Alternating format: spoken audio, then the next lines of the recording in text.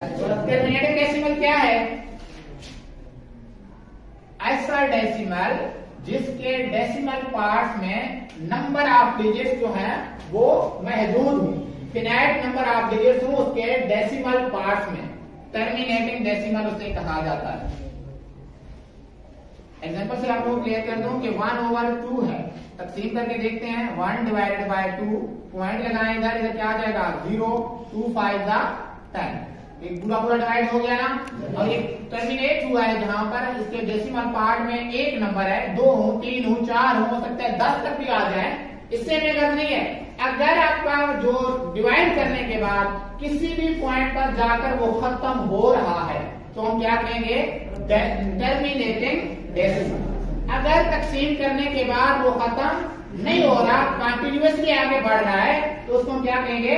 Non terminating decimal. ये repeat की हुई चीजें ग्रेड 7 में, इसलिए मैं ये जल्दी में कवर करा रहा हूं। दूसरा क्या है?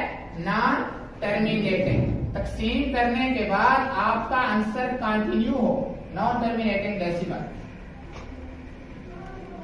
अब इसको देखते हैं। फॉर एग्जाम्पल 1/3 है, एक फ्रैक्शन है, हम इसको डिवाइड करके चेक कर लेते हैं। 1 डिवाइड बाय 3, 0 पॉइंट लगाया 10 आ गया, 3 3 9, माइनस किया इधर क्या आ गया 1, दोबारा से 0 आ जाएगा और क्या आ जाएगा 9, और इस तरह कंटिन्यूअसली ये 10 और 9 वाला सीन इसी तरह बढ़ता जाएगा, 3 3 की सूरत में आगे आता जाएगा। कभी भी आपको एंड पॉइंट नहीं मिलने वाला। इसके डेसिमल पार्ट में डैश डैश करेंगे यानी इनफिनिट नंबर ऑफ डिजिट्स आएंगे, ठीक है, लामहदूद डिजिट्स आएंगे। तो फिर इस सूरत में आप इसको क्या कहेंगे? It is non terminated decimal. वाज़ेह फर्क है कि तकसीम करने के बाद अगर डेसिमल इशारिया वाले हिस्से में हिस्से महदूद हैं, यानी उनको आप गिन सकते हैं, डैश डैश आगे आप नहीं लगा रहे, तो वो क्या है? टर्मिनेटिंग डेसिमल, यानी वो टर्मिनेट हो रहा है। लेफ्ट टर्मिनेट का मतलब ये फिनिश हो जाना, खत्म होना।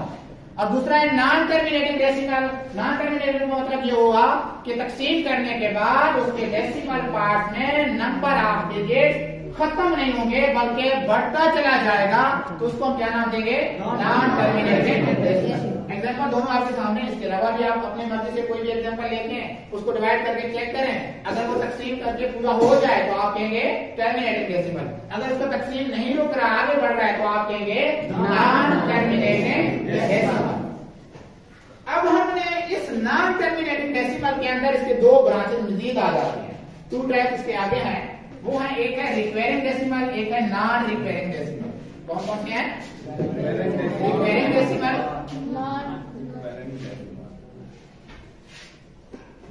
अभी जो हमने ये एग्जांपल ली थी ये रिक्वेरिंग डेसिमल थी। कौन सी?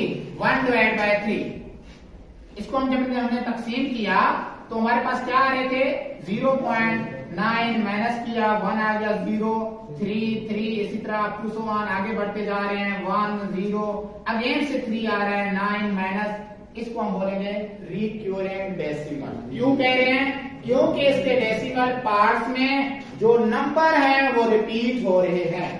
अगर नॉन टर्मिनेटिंग डेसिमल के डेसिमल पार्ट्स में एक नंबर, 2 नंबर या 3 नंबर बार बार रिपीट हो रहे हैं, जैसे इसमें 3 बार बार आ रहे हैं, हो सकता है हमारे पास कुछ इस तरह से आ जाए 0.123, अगेन 1 2 3, अगेन 1 2 3। इसको भी हम बोलेंगे कि blocks of a number is repeating again and again, so it is a recurring decimal. अगर एक नंबर, 2 नंबर रिपीट हो रहे हैं या 2 से ज्यादा, 3 है या ब्लॉक्स ऑफ नंबर है जो चंद लम्हे के बाद दोबारा से रिपीट हो रहे हैं, जब रिपीटिशन आ जाती है तो उसको हम क्या नाम देंगे? रिक्वेरिंग डेसिमल। समझ आई है? अब हम कहते हैं नॉन रिक्वेरिंग डेसिमल। नॉन रिक्वेरिंग डेसिमल के अंदर हमारे पास रिपीटेशन नहीं है, नंबर्स की रिपीटेशन नहीं है, आगे तो बढ़ता जाएगा मगर नंबर की रिपीटेशन नहीं है हमारे पास। फॉर एग्जांपल यहां से हम एक नंबर ले रहे हैं,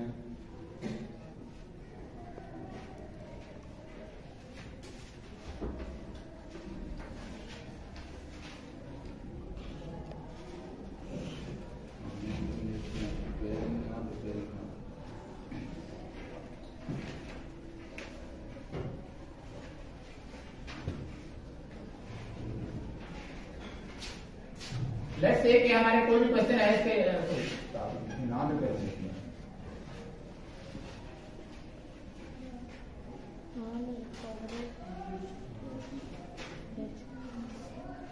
अब नॉन रिकरेंट डेसिमल पार्ट्स में अगर हम 3/7 को चेक करें, 3/7 एक फ्रैक्शन हम इसको डिवाइड करना चाह रहे हैं, 7.0 पॉइंट लगाएंगे, इधर क्या आ जाएगा 0, 7 4 28, 10 में से 2 गए, 8 गए, 2 माइनस हो गया ना कहां से, ये 0 हो गया, 7 2 14, इधर आ गया 6, 7 8 56, कितना आया 407 5 35, कितना आया 5 7 7 49। ये देखें एंड सो ऑन, आगे कंटिन्यूअसली आगे जा रहे हैं। अब जरा देखें इसके डेसिमल पार्ट्स में नंबर कोई भी रिपीट नहीं हो रहा। ये पॉसिबल है, इधर 4 है, कुछ नंबर के बाद कुछ कहीं भी 4 आ सकता है, लेकिन एक जैसे नंबर बार बार नहीं आ रहे, ना तो ब्लॉक ऑफ नंबर रिपीट हो रहे हैं। इधर 4 to 8 है, अगला इधर भी 4 to 8 आता तो हम कहते कि ये रिपीटेशन है, ये रिक्वेरेंट डेसिमल है। लेकिन इसमें 4 to 8 5 7, अगर अगले पे मैं जाऊंगा तो इसमें देखें 1 आना है, 7 1 7, तो उससे अगले में जाऊंगा 3 आएगा, तो मुख्तलिफ नंबर आ रहे हैं, लिहाजा ये क्या है नॉन रिक्वेरेंट डेसिमल। बात समझ आई है? रिक्वेरेंट रिपीटेशन, टर्मिनेटिंग एंड हो जाता है, फिनिश। नॉन टर्मिनेटिंग एंड नहीं होता, कंटिन्यूअसली आगे बढ़ता है। टर्मिनेटिंग और नॉन टर्मिनेटिंग में डिफरेंस है, रिपेयरिंग और नॉन रिपेयरिंग में ये डिफरेंस है कि इसमें रिपीटेशन है, उसमें रिपीटेशन नहीं है। नंबर आगे तो जा रहे हैं तो अनलिमिटेड, काउंट नहीं कर सकते, मगर है क्या रिपीटेशन नहीं है उसमें, और इसमें क्या है रिपेयरिंग में रिपीटेशन है। अब ये पढ़ने के बाद अब हम डिफरेंशिएट कर सकते हैं कि रेशनल नंबर कौन से हैं और इरेशनल नंबर कौन से हैं। जरा देखें, रेशनल नंबर उन नंबर्स को कहेंगे,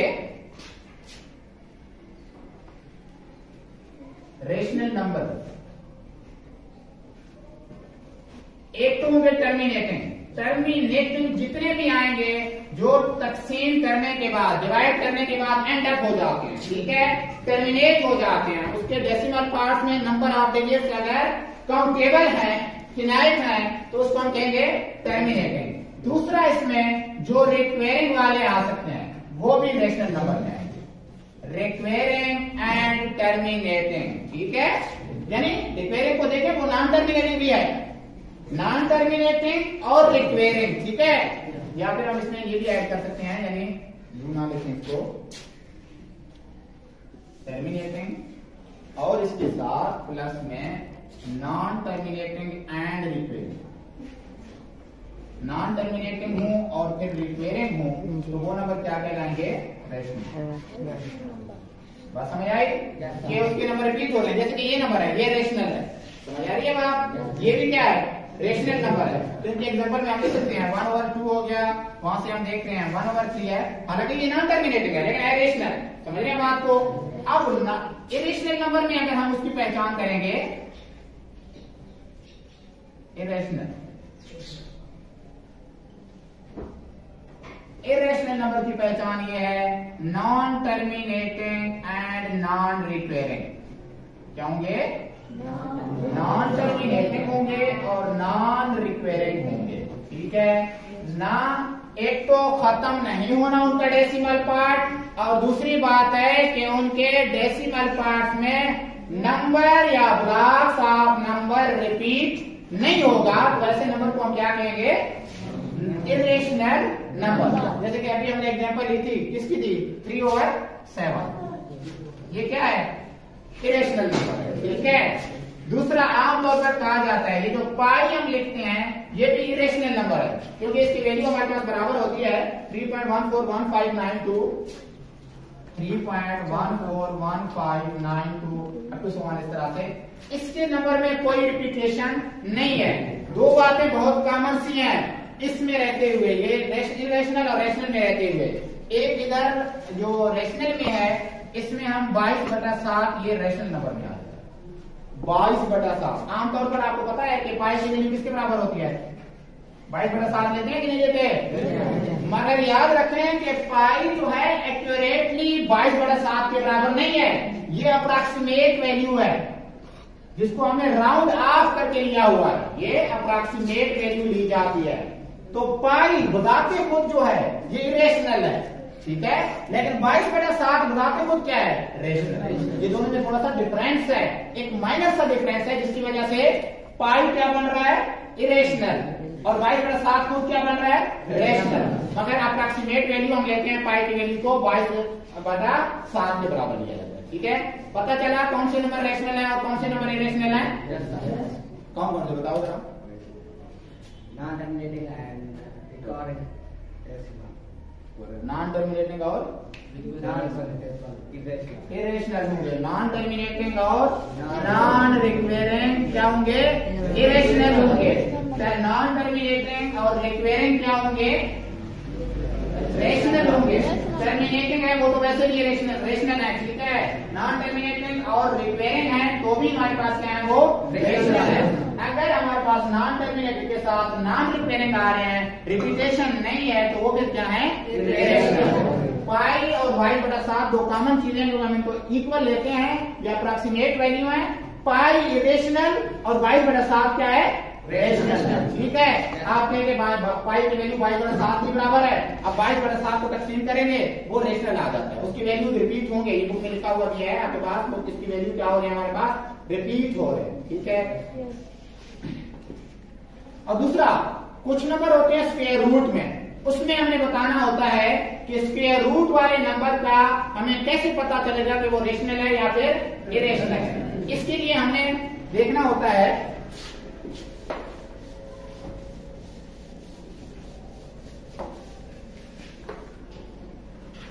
आप ब्रेक करें,